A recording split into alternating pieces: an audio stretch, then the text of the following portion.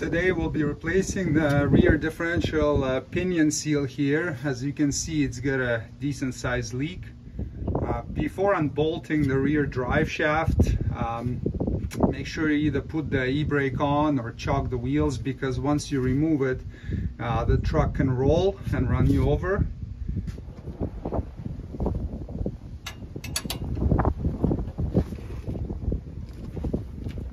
Remove the 4 drive shaft nuts here using a 17mm wrench.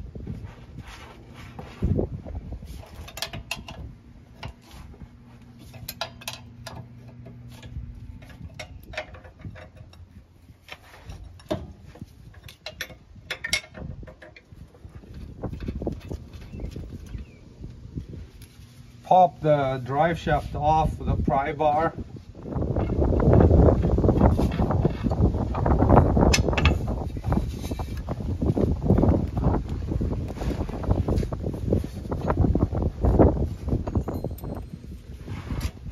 And then you can hang it up with a bungee strap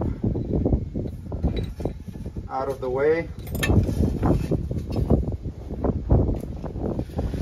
Now you need to unstake this portion of the nut here that's indented into this recession so that you can remove the nut.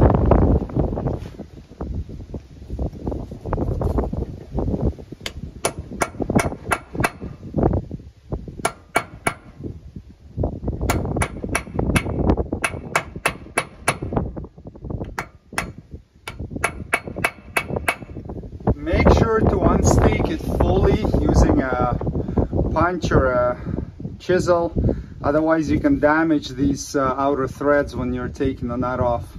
So once that's done, use a 30mm socket and remove this nut.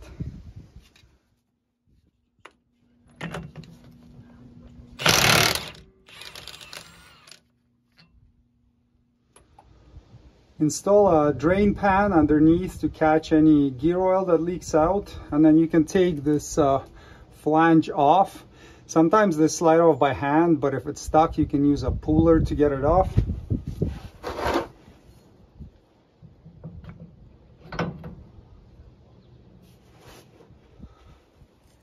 Clean off all the gunk and old oil from the inside of the flange and the mating surface.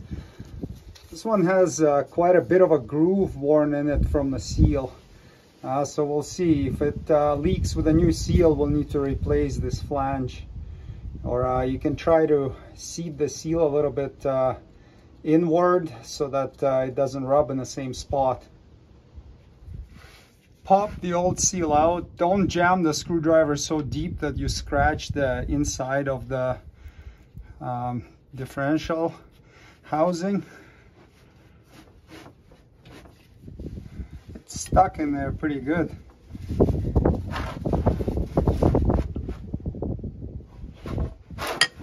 There we go.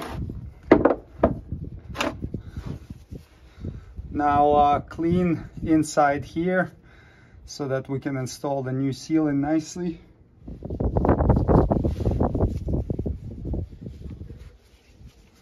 There's actually like a little lip in here which is going to prevent you from driving the seal too deep, which isn't great because now it's going to ride on that same groove on the flange.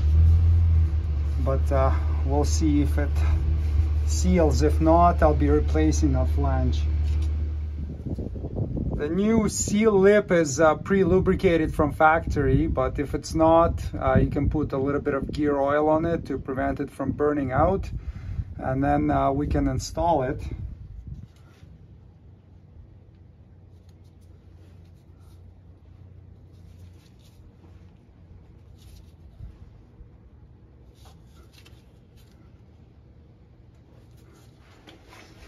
You can use a seal driver or a piece of an old bearing or something and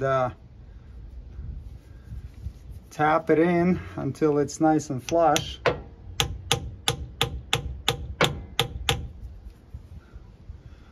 I want to try to be hitting it on the outer edge, not on the inside, so I don't know, this is kind of too small, so I can just use something flat and tap it in until it's flush with the edge here.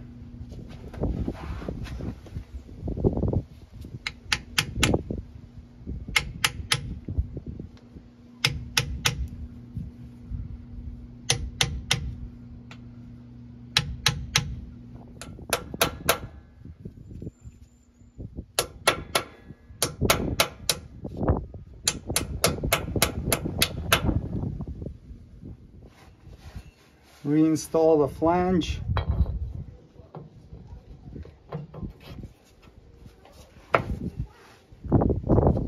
And then they want you to put a little bit of gear oil on the threads of the nut, and then reinstall the nut and tighten it to 224 foot-pounds.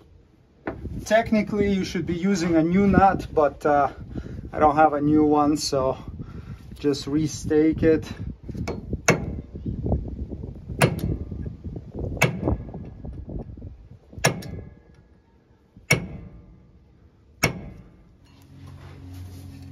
Reinstall the drive shaft with 4 nuts and bolts.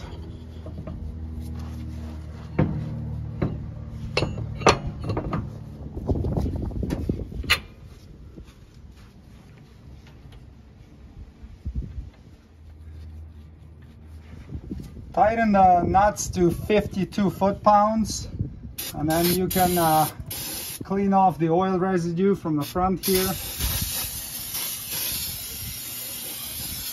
Remove the fill plug using a 24mm socket.